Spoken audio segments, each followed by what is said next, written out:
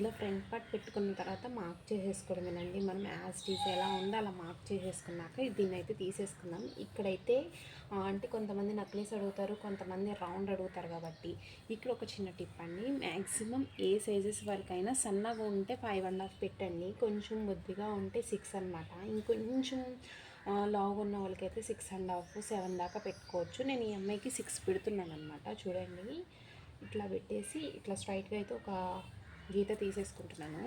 మనకు కావాల్సింది round neck కాబట్టి నేను రౌండ్ స్కేల్ అయితే యూజ్ చేస్తున్నాను అనమాట.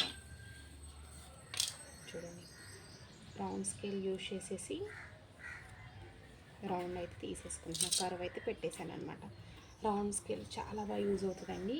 ఇంక ఇది వచ్చేసప్పటికి ఆదికి ఇచ్చిన ప్రకారం అయితే పెట్టేద్దాం.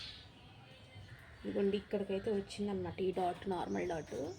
ఒక 1/2 ఇంచ్ ఇక్కడికి ఎక్స్ట్రా పెట్టుకుని ఇట్లా కలిపేసుకోవడమేనండి. ఇంతేనండి.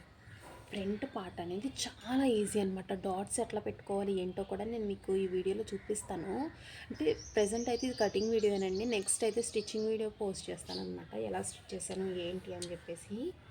ఇదండి, ఇది 32 సైజు ఉన్న వాళ్ళకైతే ఈ విధంగా అయితే పర్ఫెక్ట్ అండి. నెక్స్ట్ అయితే నేను కొలతలు లేకుండా కూడా ఎట్లా కట్ చేసుకోవాలో చిన్న చిన్న టిప్స్తో మీకు చెప్తాను అనమాట. ఓకేనండి, కట్ చేసేస్తాను ఫస్ట్ ఆఫ్ ఆల్ అయితే.